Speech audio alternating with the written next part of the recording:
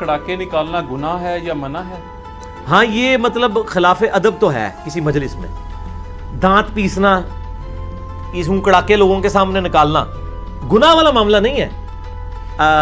یہ نبی علیہ السلام نے مسجد میں یوں انگلیوں ڈال کے نے بھی منع کیا ہے، لیکن دوسری طرف آپ صلی اللہ علیہ وسلم نے کئی جگہ آپ نے یوں انگلیاں ڈال کے مثال دیا، آپ نے فرمایا حج اور عمرہ اس طرح ہو گئے قیامت تک کے لیے، بخاری مسلم میں آتا ہے کہ حج تمتع کی وجہ سے، کیونکہ مشرکین عرب جو حج تمتع کو گناہ سمجھتے تھے، تو آپ فرمایا اب قیامت تک کے لیے حج عمرے میں داخل ہو گیا۔ حضرت جابر بن عبداللہ نے پوچھا یا رسول اللہ صرف صحابہ کے لیے یہ آنے والی امت کے لیے؟ آپ فرمایا قیامت تک کے لیے جس طرح یہ ہو گیا، اب میری امت کے لیے آسانی ہے کہ ایک سفر میں ایک ٹکٹ میں دو مزے کرے، حج بھی اور عمرہ بھی، ٹھیک ہے نا جی۔ تو اس طرح سے وسلم نے کیا۔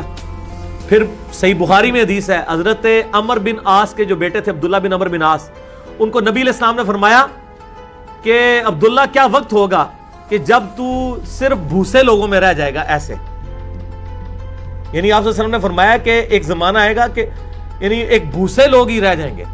تو اب ہم ان سے ہی پوچھتے ہیں کہ عبداللہ بن عمر بن عاص کس زمانے تک زندہ رہے ہیں جس زمانے کو حضور نے بھوسا کہا ہے، اور وہ زندہ بھی رہے ہیں، وہ آل امیہ کی دور تھا۔ اور عبداللہ بن عمر بن عاص وہی ہیں کہ جب حضرت امیر معاویہ رضی اللہ تعالیٰ عنہ کے سامنے عمار ابن یاسر کا سر لا کے رکھا گیا،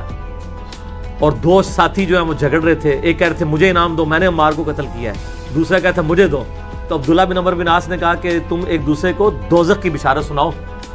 اور کوشش کرو کہ دوسرے پہ ہی ڈال دو، کیونکہ میں نے نبی علیہ السلام سے سنا تھا کہ عمار کا مال لوٹنے والا اور اسے قتل کرنے والا آگ میں ہے۔ یہ حدیث مسند امام احمد میں موجود ہے صحیح سند کے ساتھ، میرے کربلا والے لیکچر میں۔ تو آپ اندازہ کریں عبداللہ بن عمر بن عاص، پھر امیر معاویہ نے عبداللہ بن عمر بن عاص کو ڈانٹا اور کہا کہ آپ پھر ہمارے ساتھ کیا کر رہے ہو، پھر جاؤ علی کے ساتھ جا کے ملو۔ انہوں نے کہا میں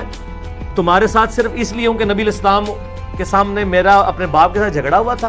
آپ نے مجھے وصیت کی تھی کہ اپنے باپ کے ساتھ رہنا، تو دیکھ لو میں اپنے باپ کے ساتھ ہوں، لیکن جنگ میں علی کے خلاف نہیں آتا ہوں،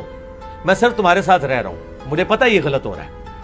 تو بھوسا لوگوں کی وجہ سے مجھے ذہن میں آیا کہ نبی علیہ السلام فرمایا کہ عبداللہ بن عمر بن عاص کیا حال ہوگا تیرا اس وقت جب تو صرف بھوسا لوگوں میں رہ جائے گا۔ اور عبداللہ بن عمر بن عاص یہ بخاری میں ہے، یہ غالباً 493 495 کے قریب ہے، یہ نمبر آپ شروع میں دیکھ لیں، 400 سم تھنگ ہے۔ تو ان کو پھر یہ مشکل وقت انہوں نے دیکھا ہے، اور یہ وہ صحابی ہیں جن کے بارے میں ابو داؤد میں حدیث آتی ہے کہ حضرت ابو ہریرہ کہتے ہیں مجھ سے زیادہ اگر کسی کو حدیثیں آتی ہیں تو عبداللہ بن عمر بن عاص کو، کیونکہ میں زبانی یاد رکھتا ہوں اور یہ لکھ لیتا ہے، وہ پڑھے لکھے صحابی تھے۔ اور پھر صحابہ نے کہا بھی حضور غصے میں بھی ہوتے ہیں، تم ساری باتیں نہ لکھا کرو۔ عبداللہ بن عمر بن عاص نے لکھنا چھوڑ دیا، ابو داؤد کے الفاظ ہیں، نبی علیہ السلام نے کہا کیوں نہیں لکھتا حدیثیں میری؟ کہ رسول اللہ لوگوں نے مجھے منع کیا، آپ فرمایا ایسے زبان پکڑی، اس زبان سے حق کے سوا کچھ نہیں نکلتا۔ یہ وہ عبداللہ بن عمر بن عاص ہے، ٹھیک ہوگا جی۔